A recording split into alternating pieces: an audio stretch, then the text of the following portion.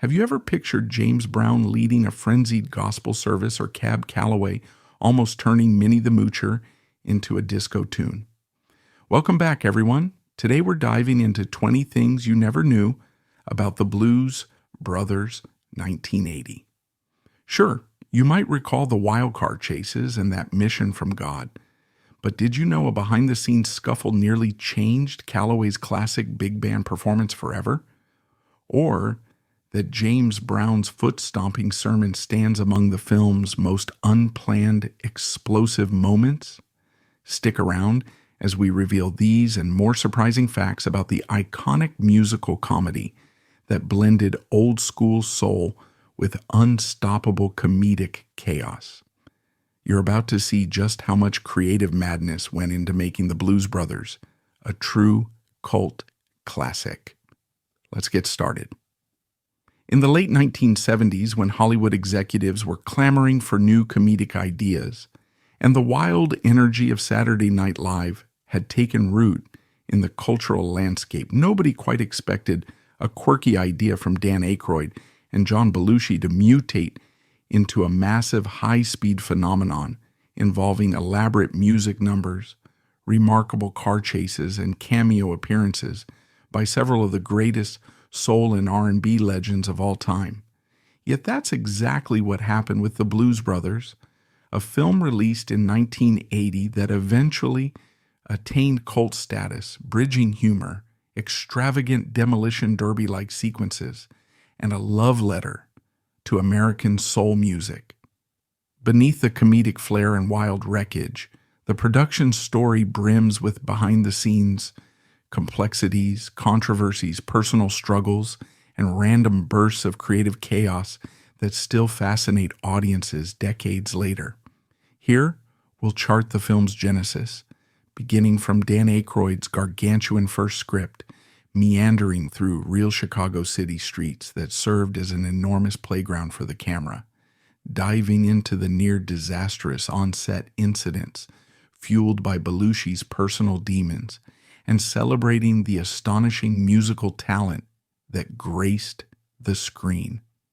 Along the way, we'll explore the complicated relationship between cast, crew, studio executives, and local authorities, who granted them permission to wreak cinematic havoc at speeds exceeding 100 miles per hour on downtown roads. And though many aspects of the Blues Brothers have passed into urban legend, the real facts are no less riveting.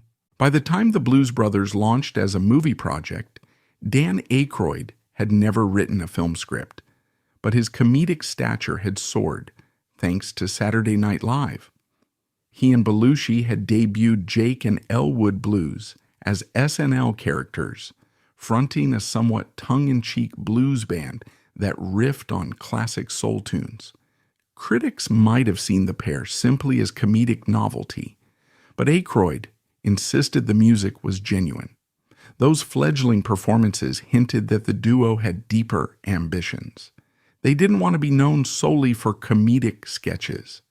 They had a sincere reverence for the old blues masters.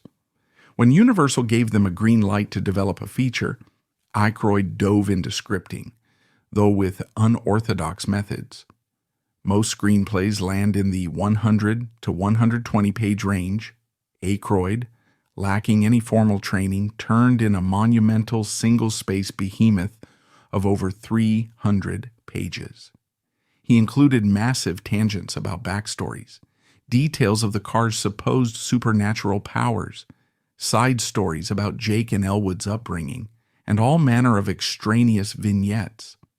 Studio executives apparently dubbed it the phone book. This wasn't just an idle nickname. By the time director John Landis saw it, it was fairly clear that such a draft could never directly translate to a typical 2-hour comedy.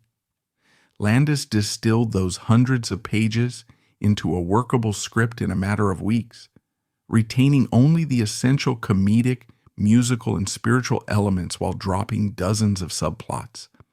Eventually, that more concise script laid out a simple premise. Jake Belushi had just been released from prison, and along with his silent, sunglasses-wearing brother, Elwood Aykroyd, he intended to save the Catholic orphanage where they had grown up by raising the tax money needed to keep it from foreclosure. Their solution? Were on a mission from God to get the old band back together for a benefit concert, generating funds for the orphanage. But that overarching plot was really just a framework for a series of comedic set pieces, cameo-laden musical numbers, and car chases so brazen that they nearly defied belief. Although on paper it might sound straightforward, bringing all these elements together proved daunting in practice. One major hallmark of the Blues Brothers is the enormous scale of its stunts. The production's approach to the famed car chases was both extravagant and genuinely dangerous. In fact, the Chicago city government granted special permission for the crew to drive at shockingly high speeds through city streets, including Lower Wacker Drive and the surrounding roads. For context, many films rely on stage sets or slowed down sequences that are later sped up in editing. Not here. The Blues Brothers featured real squad cars, weaving at over 100 miles per hour, narrowly missing pillars, glass windows, and unsuspecting pedestrians, who were typically actors on closed sets, but in some cases, real bystanders got glimpses of the action. Director Landis convinced the city that the production would benefit Chicago's economy, promising tourism interest and local hires. That turned out somewhat true, with an estimated $12 million flowing into the local economy. But filming these chase scenes wasn't just a matter of letting a few drivers run wild. The production ended up purchasing 60 old police cars, each costing around $400. Additionally, they had multiples of the Bluesmobile, a retired Mount Prospect police cruiser, for various stunts, some that specialized in speed, others that specialized in jumps, still others rigged for interior shots.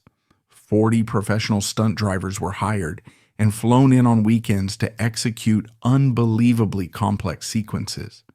Crash after crash took place, culminating in an official total of 103 cars destroyed, a record at the time only to be topped later by the Junkman in 1982 with 150.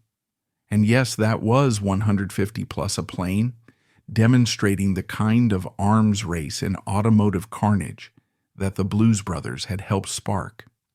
One of the film's most iconic chase scenes involved an abandoned shopping mall, the Dixie Square Mall in Harvey, Illinois, a suburb that had been plagued by crime. Production gained permission to turn it into a makeshift set, stocking its interiors with merchandise so it looked like a functioning mall, and then allowing Belushi and Aykroyd's characters to wreak total havoc, smashing through aisles, windows, and store displays. Once the cameras rolled, the mall's innards were comprehensively destroyed, rendering it effectively unusable afterward. The structure stood empty in disrepair for decades, before final demolition in 2012.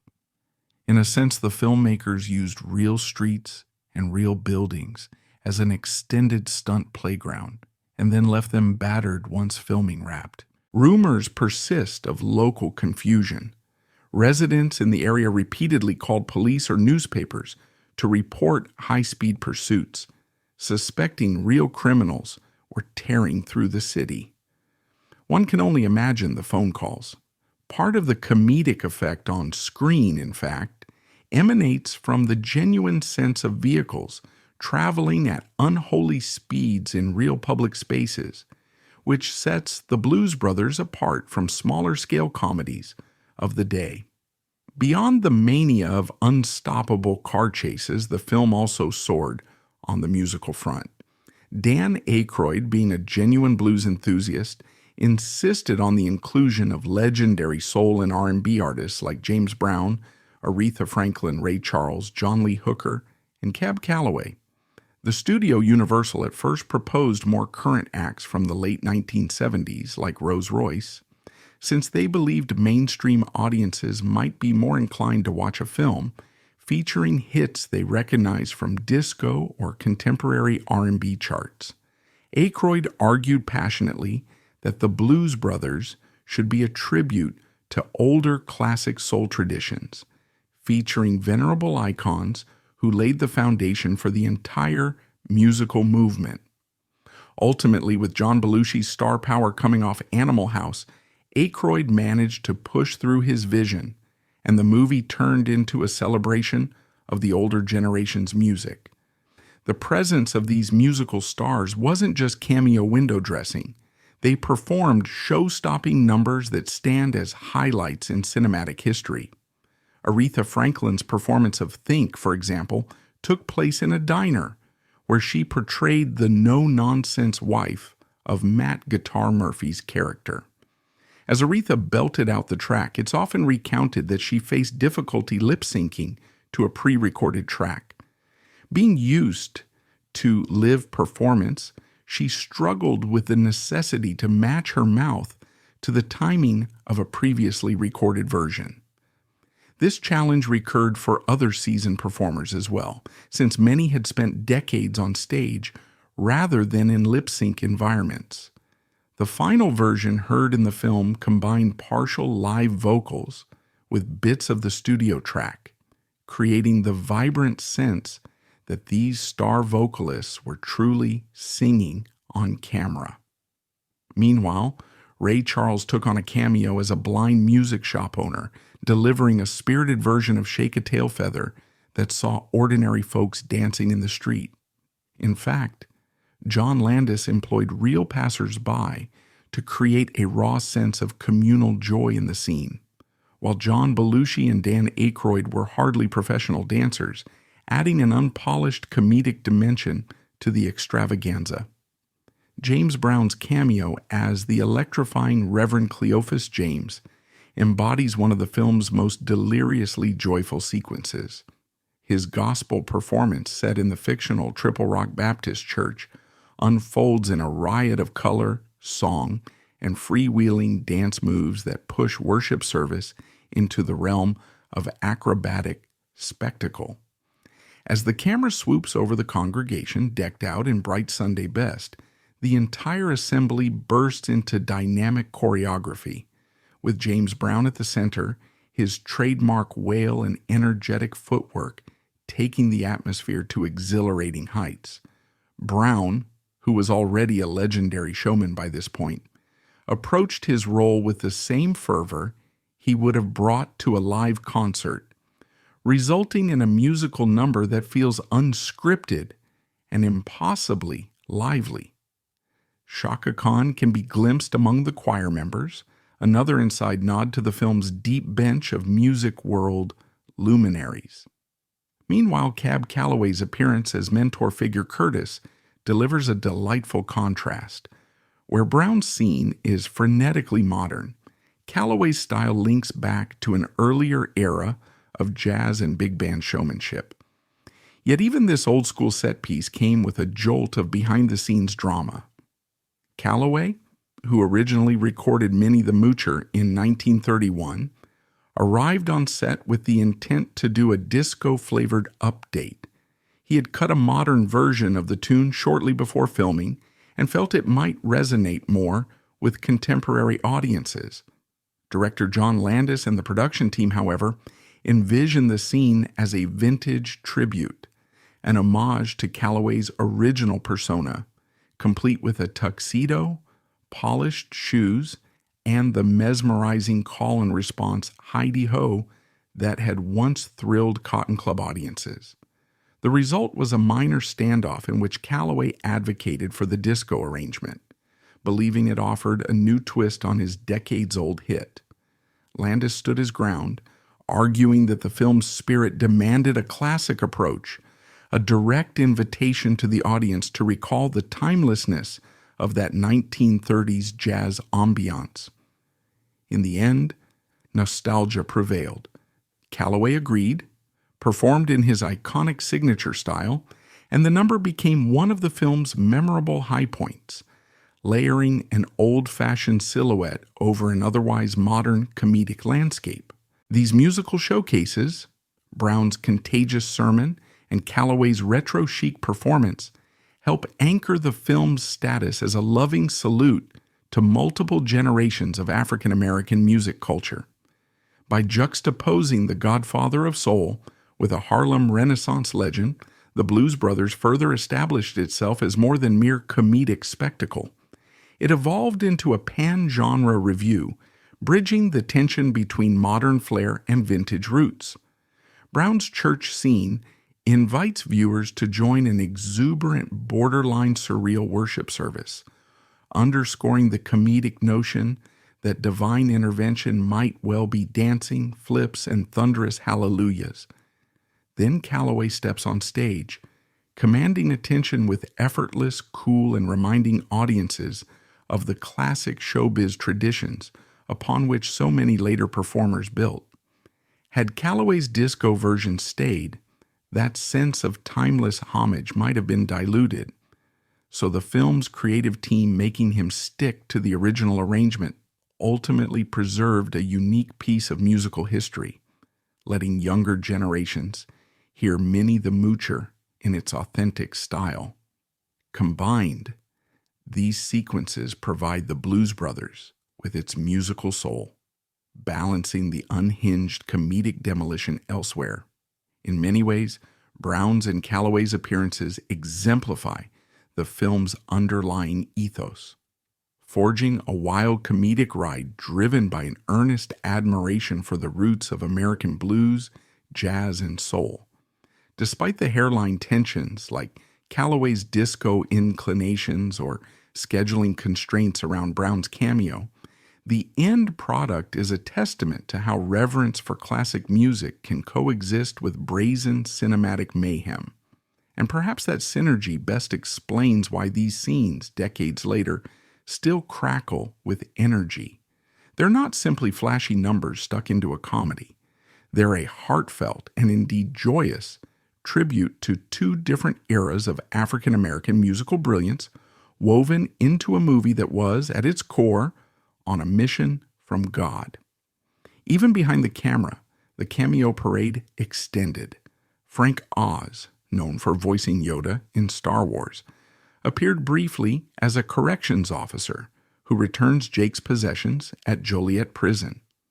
John Candy showed up as a police officer determined to arrest Jake and Elwood. Carrie Fisher played a vengeful ex-fiancée who hunts down Jake with all manner of deadly weaponry, a rocket launcher, flamethrower, explosives, yet Jake repeatedly evades her. On set, Carrie Fisher and Dan Aykroyd had a short-lived romance, culminating in Aykroyd saving her from choking on a Brussels sprout, apparently leading him to propose marriage in the immediate aftermath. They never actually wed, but the story itself underscores just how casually surreal the environment around the Blues Brothers production could be. Meanwhile, in the film's final moments, eagle-eyed viewers spot Steven Spielberg in a cameo as a county clerk who finally accepts the orphanage's tax payment, mere seconds before the police storm in, and arrests the Blues Brothers in a comedic shootout of hundreds of law enforcement officers. On the comedic side, Dan Aykroyd and John Belushi had contrasting star statuses. Belushi, having soared to fame via SNL and Animal House, was considered the bigger box office draw at the time, while Aykroyd was building traction. This disparity showed in their paychecks. Belushi reportedly made $500,000, double Aykroyd's $250,000. Yet no matter who was considered the bigger star, they were both vital to the dynamic. Belushi was recognized as comedic dynamite, but he was also grappling with personal chaos, specifically a worsening drug habit. The Blues Brothers has become almost legendary in anecdotal lore for its behind-the-scenes turmoil, especially with Belushi's cocaine use. According to Aykroyd, part of the film's budget was tacitly allocated for cocaine to keep the cast and crew functioning during night shoots, a reflection of the era's Hollywood partying culture. This arrangement wasn't purely comedic. The production frequently fell behind schedule when Belushi vanished from set or simply failed to appear.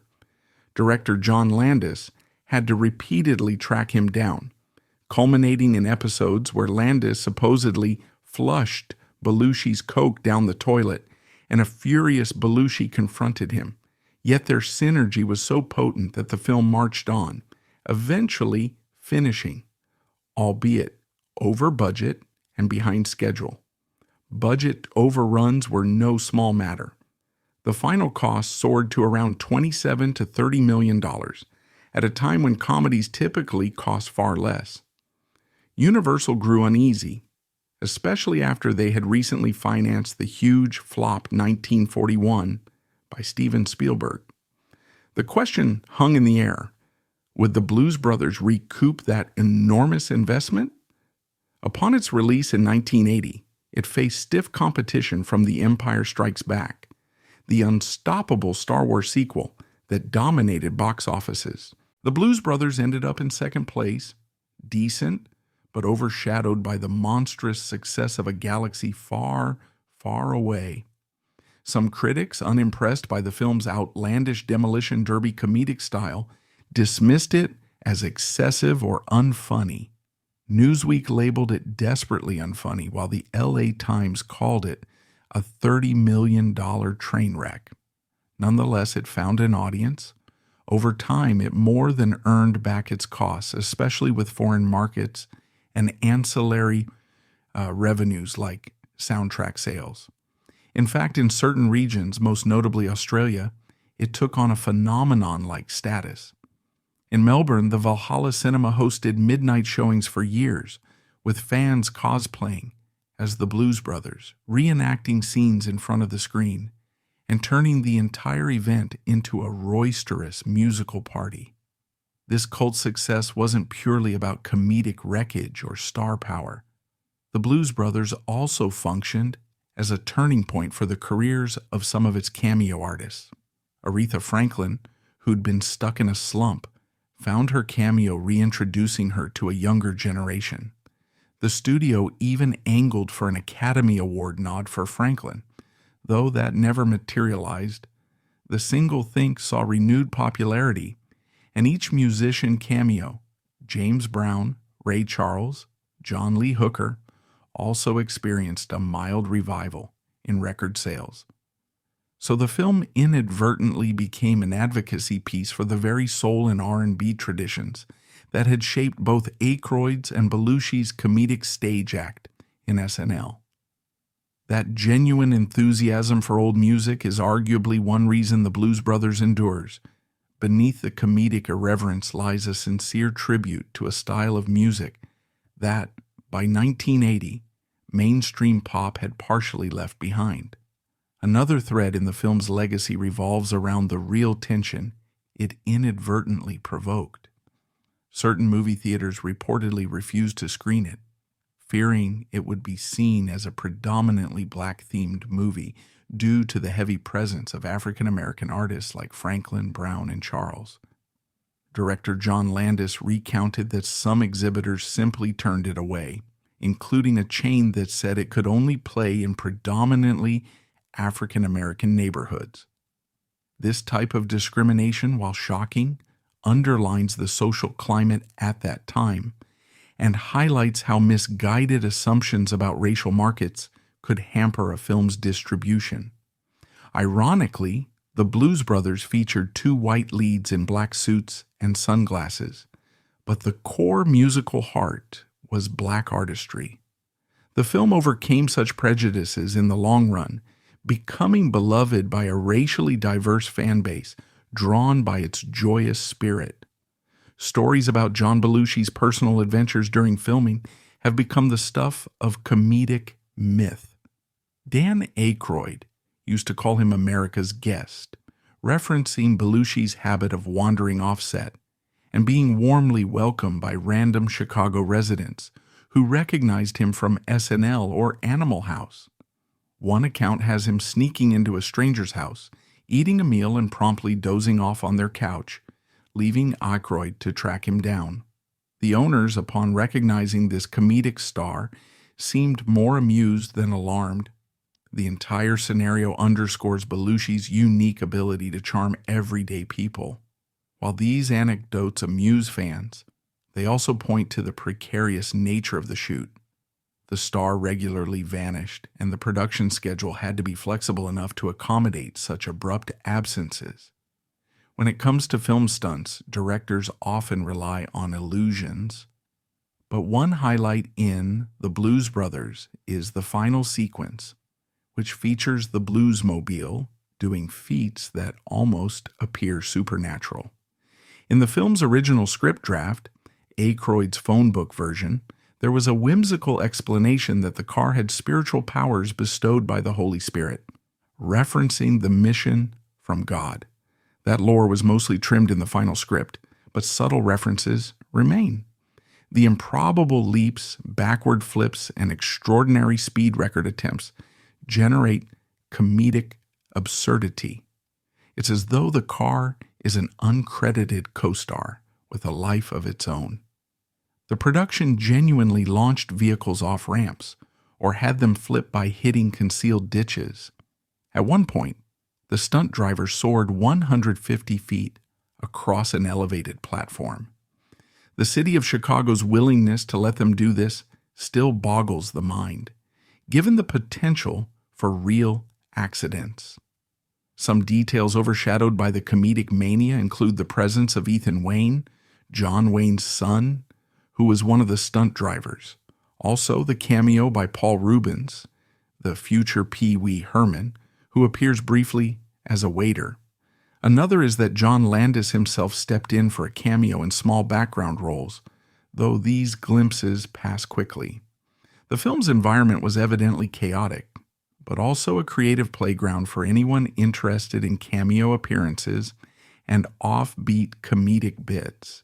For a time, the Blues Brothers famously held the record for most vehicles destroyed in a single movie. Fans keep track of the exact count, which is 103. 2 years later, the Junkman topped it with 150. Then subsequent action blockbusters of the 1980s and 1990s proceeded to escalate the arms race of on-screen vehicular destruction. Still, the Blues Brothers deserves credit for catapulting that notion of comedic car pileups into mainstream popularity. Nothing quite matched the mania of that final police blockade, reminiscent of comedic silent-era chases but scaled to enormous proportions, with squads of uniformed cops, SWAT teams, and the National Guard all converging on Jake and Elwood. In terms of continuity and interesting trifles, the film's concluding scenes pivot quickly from a moment of triumph, handing in the orphanage's tax payment, to comedic tragedy with the immediate arrest. Such abruptness fits the irreverent tone. Spielberg's cameo as the bored county clerk who stamps their check is sly, referencing the collaborative environment in which comedic directors and producers of that era often cameoed in each other's movies. Over the years, fans have teased out deeper interpretations, from the comedic satire about bureaucracy to the notion that the mission from God was ironically stymied by the might of the state. The Blues Brothers did spawn a sequel in 1998 titled Blues Brothers 2000, with Dan Aykroyd returning as Elwood and John Goodman stepping in to fill a comedic music sidekick role.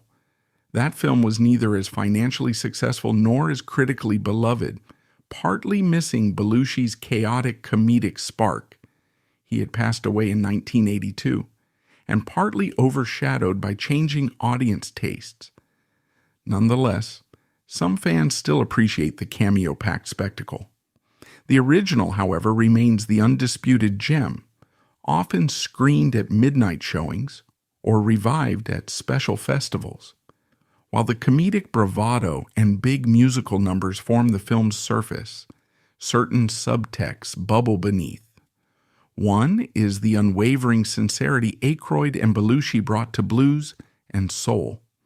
That sincerity likely contributed to forging relationships with Aretha Franklin, Ray Charles, and James Brown, who saw the Blues Brothers not as a mockery, but as a chance to pay homage to musical traditions. Another subtext is the defiance of typical comedic structure. The Blues Brothers runs longer than many 1980 comedic flicks, indulging in lengthy chase scenes and extended set pieces that border on the ridiculous. Landis and Aykroyd stuck to their comedic guns, trusting that the synergy of insane stunts, soulful singing, and the dynamic of Jake and Elwood would keep viewers enthralled. Time has vindicated them. While initial reviews were mixed, the film is now widely revered, included on many must-watch lists for classic comedies, musicals, or simply iconic cult pictures. Though the film's comedic essence might overshadow the difficulties faced by Belushi, it's impossible to ignore that his self-destructive habits grew more dire during the shoot. The film was plagued by schedule overruns precisely because nobody could consistently locate or manage him. Various cast members recounted comedic stories about searching the city, but in hindsight, it's tinged with sadness, given Belushi's tragic overdose in 1982.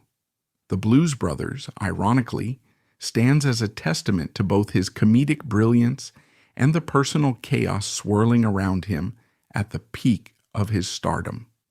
By contrast, Dan Aykroyd, though younger in SNL seniority, ended up playing the more stable anchor for the production, especially in terms of finishing the script and bridging communication with John Landis. The unstoppable success of the Blues Brothers also aided in boosting John Landis's directorial reputation after Animal House. He soon directed An American Werewolf in London, 1981, and other comedic hits. The synergy among Landis, Belushi, and Aykroyd had proven profitable. Universal executives who might have been anxious about the film's runaway budget ended up relieved that it performed well, especially internationally, where American music often found an enthusiastic audience. International fans, from Europe to Australia, embraced the comedic approach to Chicago's aesthetic, driving along the L tracks, weaving through industrial corridors, and finishing with comedic mega-blockades. Many discovered American soul music through the film, turning on to the artistry of Aretha Franklin or James Brown for the first time.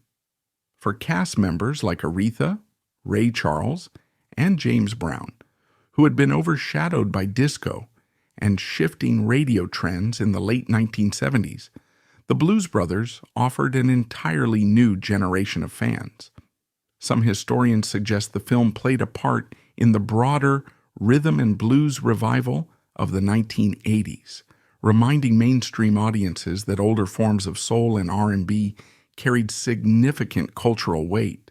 The film's soundtrack soared in popularity, and subsequent tours by the official Blues Brothers band confirmed there was genuine enthusiasm for that kind of music, not just comedic curiosity. Indeed, the band's members were top-notch session players, including Steve Cropper and Duck Dunn from Booker T and the MGs. They weren't comedic stooges. They were real veterans of Memphis soul, bridging comedic entertainment with serious musical credibility.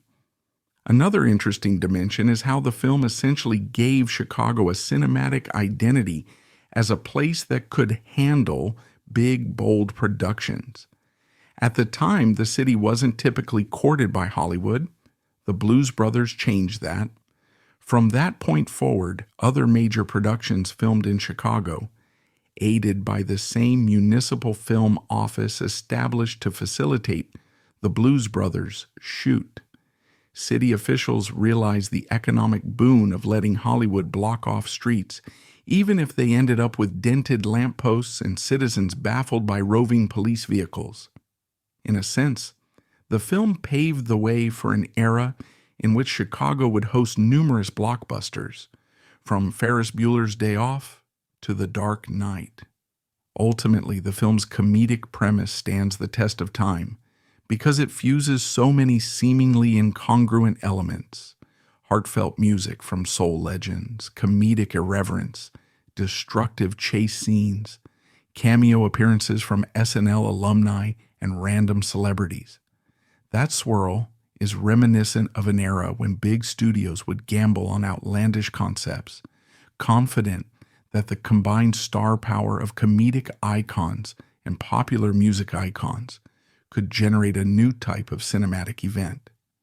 The Blues Brothers wasn't purely a comedy or purely a musical or purely an action flick.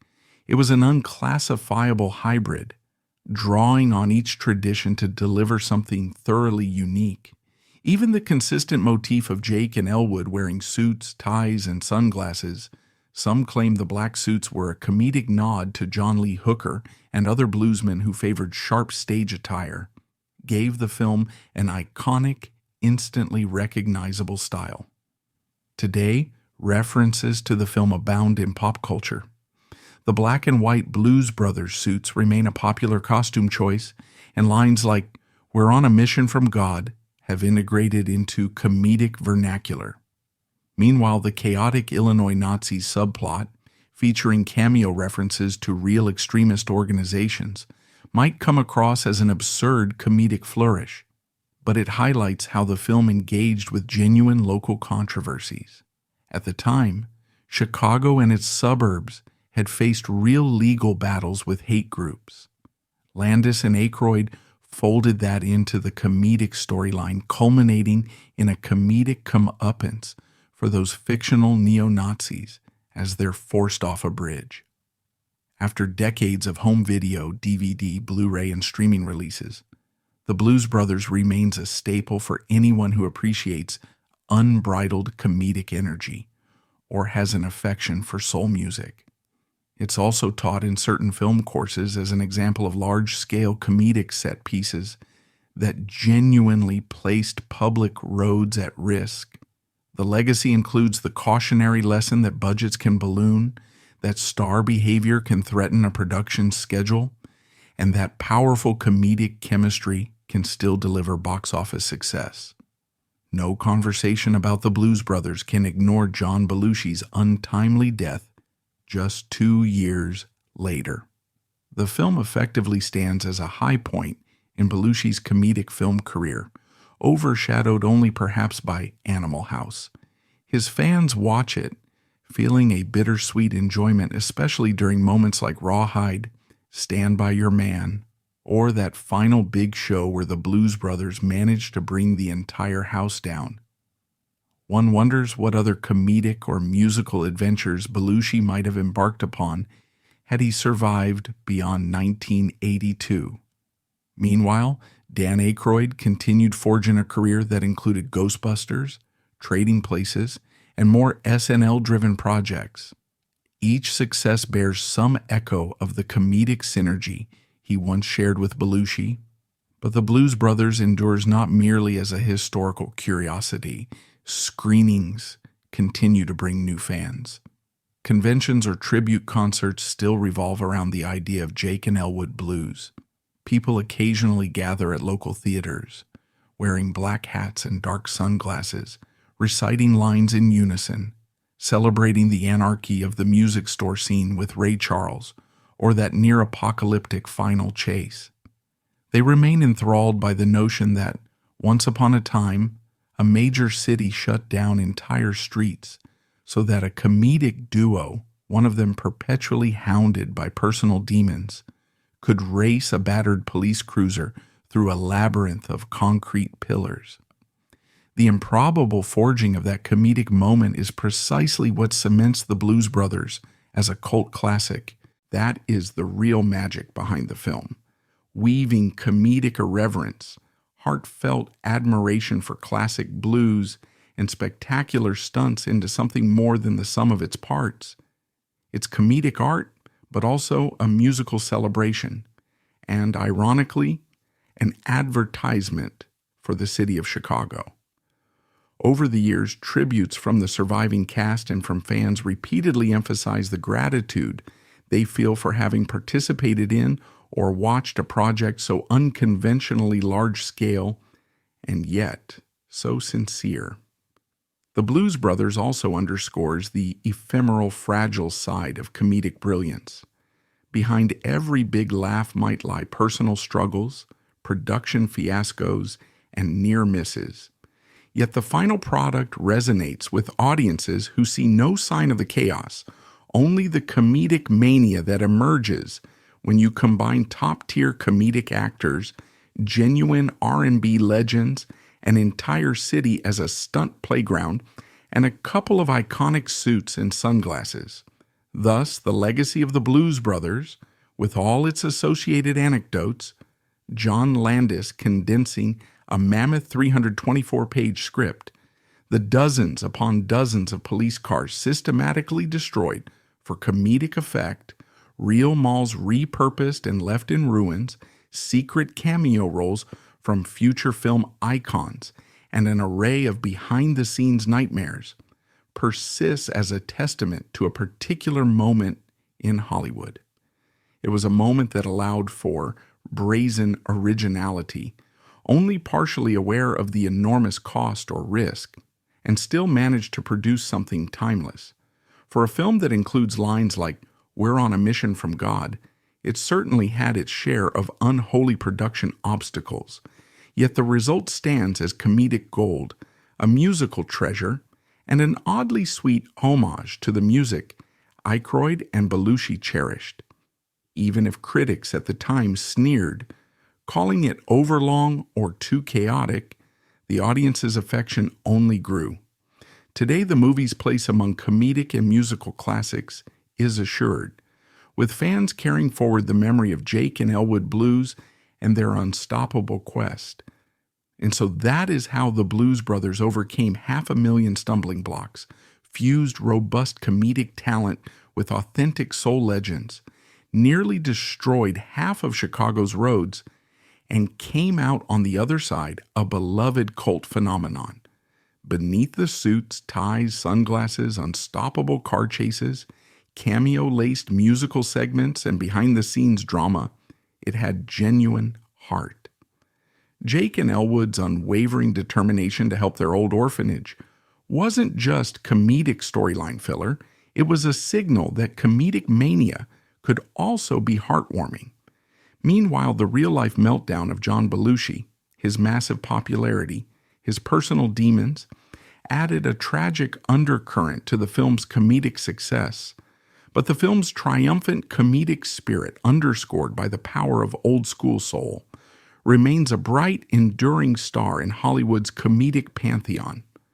Whether you recall the unstoppable bluesmobile leaping over medians, or Aretha Franklin belting "Think in That Diner," you're witnessing a film that transcended the typical comedic format to forge something that even critics initially baffled by it would later hail as a singular masterpiece of laughter, music, and chaos.